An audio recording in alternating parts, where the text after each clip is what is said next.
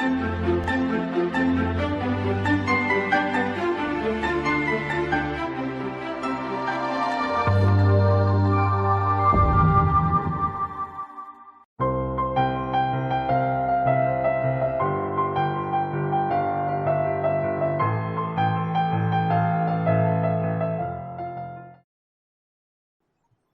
learners to this 8-week MOOC on reading and reflecting on text.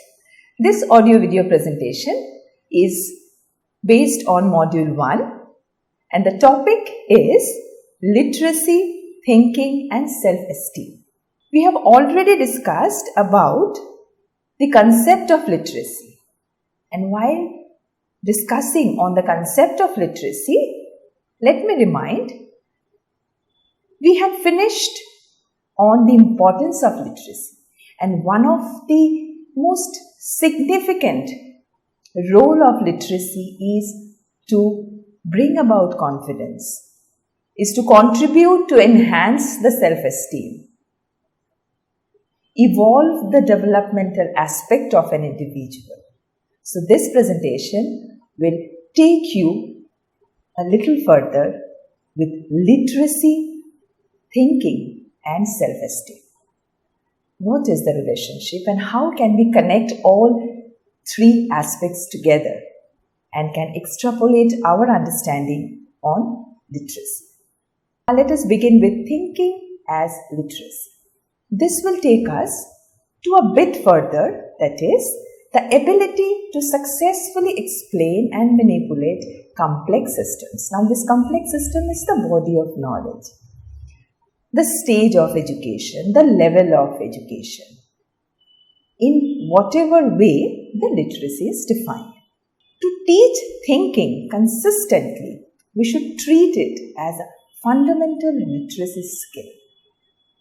We had already discussed teaching literacy, so this thinking should be there. It should be present consistently, whether the language in question is algebra or English. Now, this example truly fits to how thinking can be called as one of the most important parameters in literacy. Well, there is no question that reading, writing, speaking and listening are interconnected skills that develop synergistically. So, it is a cumulative effort towards the goal of literacy, right? They are also the key to teaching thinking, because thinking is associated to literacy. The more fluent students become as readers, writers, speakers and listeners, the clearer, the more coherent and more flexible their thinking will become. Of course, when you are a fluent speaker, your mind is processing. Your thinking ability is helping you for a better speaker. Choice of words, vocabulary, presentation skills, all is associated with your thinking process. So thinking as a literacy is established. Well, now we will focus on thinking as reading. How does it get connected? Here is an example. Well, we as teachers, teacher educators, educationists, we have the responsibility of teaching students how to think about a system, and this requires they first read the system by applying a variety of strategies. Now, what are the variety of strategies? Few seconds back, I have mentioned about an example which will help us to know thinking as a reading. Well, if I say the seminar text or a system, any level of, education, had been a math problem, we might have asked students to identify key terms, work in groups to define them, and show their relationships on a graphic organizer. So this is how we can develop thinking and also reading. While reading, they will think. While thinking, they will read. So it is synergistically evolved.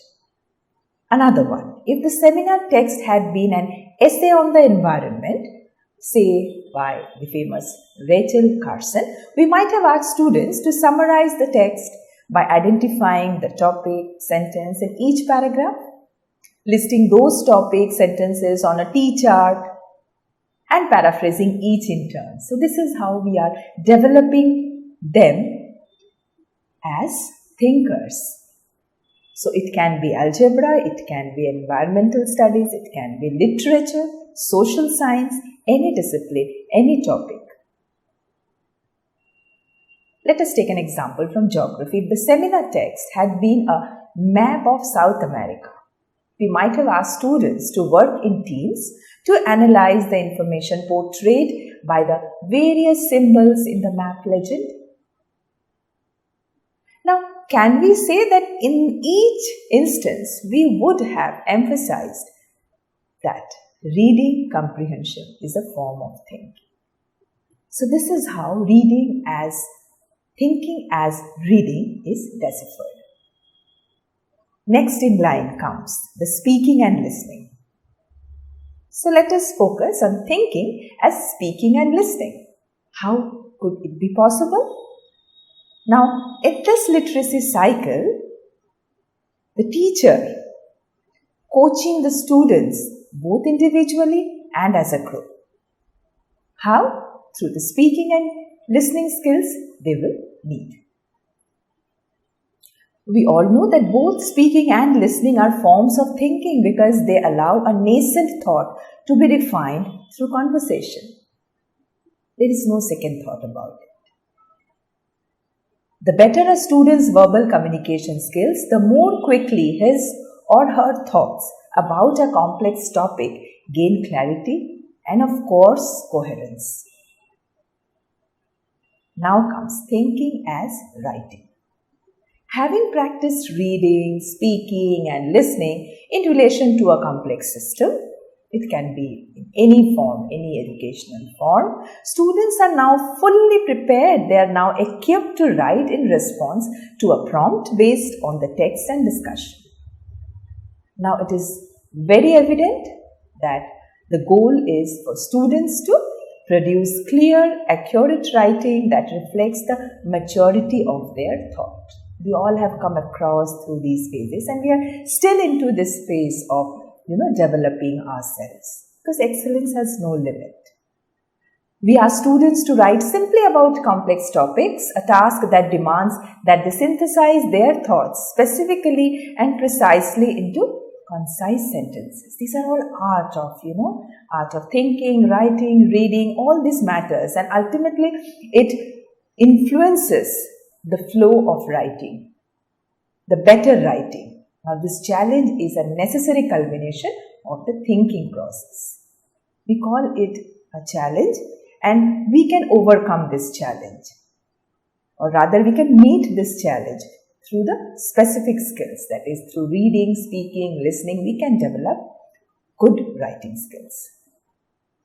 Now comes another aspect, that is the self-esteem, as it is one of the most significant aspect of literacy. We all know that self-esteem is confidence in one's own worth or abilities. When you stand and speak, you speak with your self-esteem, which is actually pushing you to become confident. And it encompasses beliefs about oneself. For example, I am loved, I am worthy, as well as emotional states such as triumph, despair, pride and shame. All these matters a lot when it comes to reading, writing, listening, presenting. We all know. So self-esteem, actually literacy cruises through developing self-esteem. We all know Abraham Maslow, and this self-esteem word actually reminds us Maslow's hierarchy of needs and self-esteem. A quick review of Maslow's self-esteem hierarchy of needs. He described two different forms of esteem. The need for respect from others in the form of recognition, success and admiration, and the next form is the need for self-respect in the form of self-love, self-confidence, skill or aptitude. So one is within you, one is in between you and someone else in the community. This is a quick review of Maslow's hierarchy of needs. We remember this pyramid that we have already discoursed in psychological foundations of education, learning and motivation theories. So the first one, the base, is the physiological need. It rises to safety, then comes love or belongingness, then esteem. So we are into this part, self-esteem. And the last one, the top one, is the self-actualization. I need not repeat the factors, the aspects which are inside the pyramid, because it has been already dealt in learning and motivation. Now, since self-esteem has taken an important role in literacy, what are the characteristics of healthy self-esteem? How can we build up or maintain or sustain a healthy self-esteem? As it is reflected on the slide, there are 4 key characteristics of healthy self-esteem. And these are a firm understanding of one's skills, the ability to maintain healthy relationships with others as a result of having a healthy relationship with oneself. It counts. Realistic and appropriate personal expectations and understanding of one's needs and the ability to express those needs. Now, these 4 characteristics actually contributes in developing a healthy self-esteem in an individual.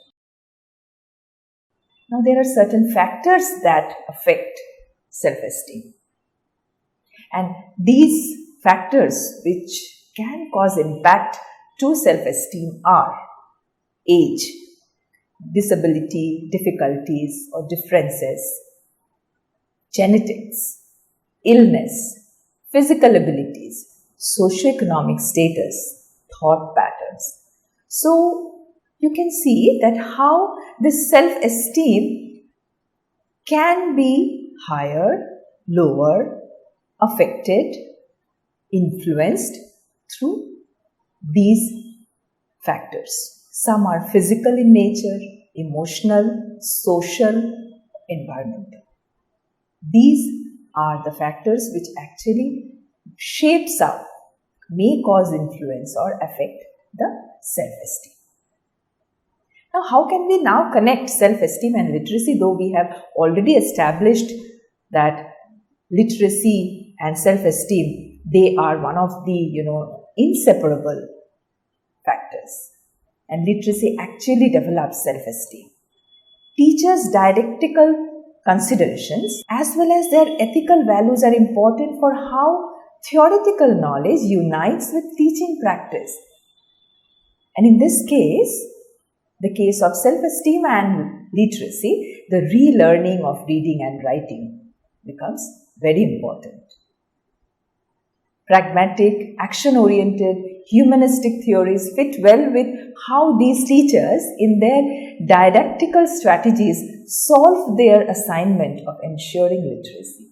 In the course of making your students learning, teaching, reading, writing, listening, speaking, you as a teacher are disseminating or connecting your thoughts, your values into passing on to your students. So these strategies actually includes the teacher's abilities, the teacher's ethical values in order to shape the true literacy, in order to ensure literacy among learners or students. Thank you.